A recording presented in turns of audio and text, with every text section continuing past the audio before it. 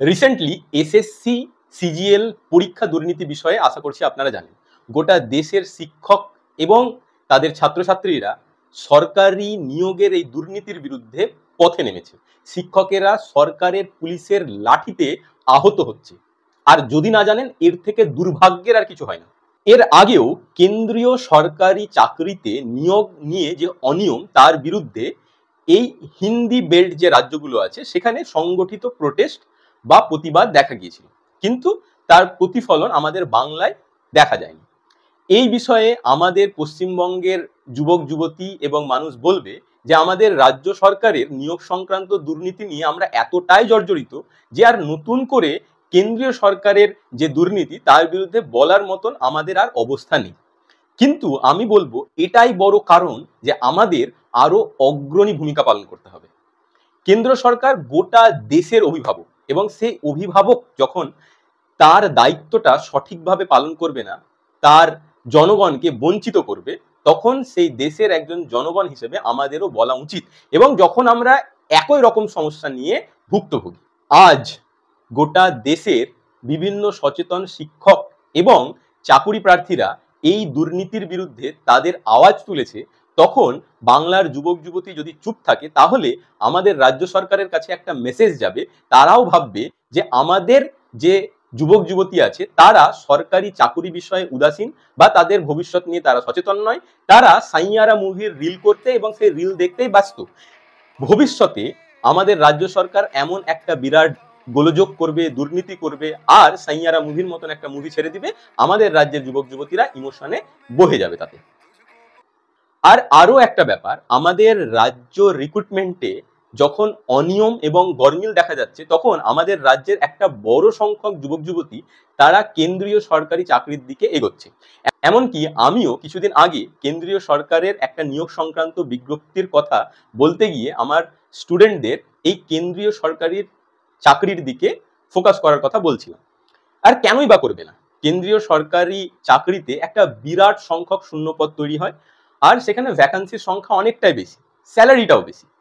যেমন আমাদের দেশে সর্বাধিক শূন্যপদ তৈরি হয় রেলওয়েতে, প্রায় লক্ষাধিক শূন্যপদ এই রেলওয়েতে তৈরি হয় এবং তাতে রিক্রুটমেন্ট হতো।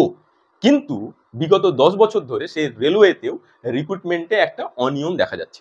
এই যে এসএসসি, সিজিএল, সিএইচএসএল, এমটিএস, এগুলোতেও একটা বিরাট সংখ্যক শূন্যপদে এর আগে আমরা দেখেছি প্রায় প্রতি বছর রিক্রুটমেন্ট হতো, কিন্তু সেখানেও 10-12 বছর ধরে একটা অনিয়ম দেখা যাচ্ছে। রিক্রুটমেন্ট এবং রিক্রুটমেন্ট প্রসেসের মধ্যেই অনিয়ম দেখা যাচ্ছে। এর পাশাপাশি কেন্দ্রীয় বিদ্যালয়গুলোতেও দীর্ঘদিন ধরে রিক্রুটমেন্ট নেই।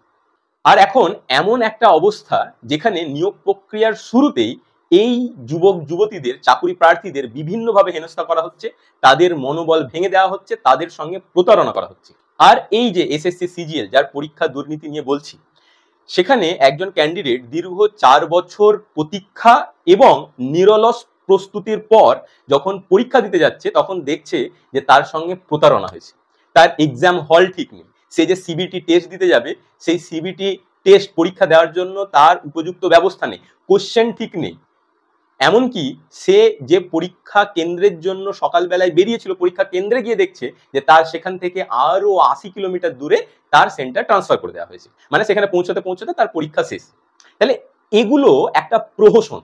এর বিরুদ্ধে যখন আজকে আমাদের দেশের সম্মানীয় শিক্ষক এবং ছাত্রছাত্রীরা আওয়াজ তুলেছে, শিক্ষকেরা পথে নেমেছে, পুলিশের লাঠি খাচ্ছে, তখন আমাদের বাংলার ছেলে মেয়েদেরকে, আমাদের এই রাজ্যের ছেলে মেয়েদেরও সমানভাবে আন্দোলনে যোগদান করা প্রয়োজন। আমাদের এই রাজ্যের শিক্ষকদেরও এর বিরুদ্ধে প্রতিবাদ গড়ে তোলা উচিত।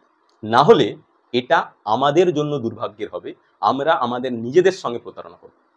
এবার এখানে বলতে পারে যে আমাদের পশ্চিমবঙ্গ থেকে ওই দিল্লিতে গিয়ে প্রোটেস্ট করা সম্ভব না, এটা ঠিক, কিন্তু সোশ্যাল মিডিয়ার মাধ্যমে তোমরা একটা সাংগঠনিকভাবে এর বিরুদ্ধে, এই দুর্নীতির বিরুদ্ধে একটা ক্যাম্পেইন গড়ে তুলতে পারো। এবং মনে হতে পারে যে সোশ্যাল মিডিয়াতে এইভাবে নিজে নিজে একা একা প্রোটেস্ট করে কি কোনো লাভ হবে, ক্যাম্পেইন করে লাভ হবে? তুমি শুরু করো, দেখো তোমার মতন আরো হাজারো আছে যুক্ত হবে তোমার সঙ্গে, এবং এই বাংলা থেকেও একটা বৃহৎ প্রতিবাদের আওয়াজ সেখানে পৌঁছাবে। সেই শিক্ষক এবং ছাত্রছাত্রী যারা সেখানে দাঁড়িয়ে প্রোটেস্ট করছে তাদের সাপোর্ট করা হবে, তাদের পাশে দাঁড়ানো হবে। আর এর আগেও আমরা এই রকম সোশ্যাল মিডিয়া ক্যাম্পেনের একটা শক্তি দেখেছিলাম। দীর্ঘদিন ধরে রেলওয়ে রিক্রুটমেন্টের প্রসেস এগাচ্ছিল না, কিন্তু সোশ্যাল মিডিয়া ক্যাম্পেনের পর সেই রেলওয়ে রিক্রুটমেন্টের প্রসেস গড়ায়, রেলের চাকা গড়ায় এবং কিছু ছেলেমেয়ের কিন্তু চাকরি হয়। কাজেই নিজেকে আর ওই ঘরের মধ্যে একলা না ভেবে এই বৃহৎ যে অনলাইন মিডিয়া সেটাকে ব্যবহার করে, তার কারণ এখনকার যে মিডিয়া তারা তোমার কথা বলবে না, তারা সেই সরকারের তোষামত করবে। সে কারণেই তোমরা চেষ্টা করো যে এই মেসেজটা যতটা পারা যায় তোমার আশেপাশের যে চাকরি প্রার্থী তাদেরকে পৌঁছে দেওয়ার।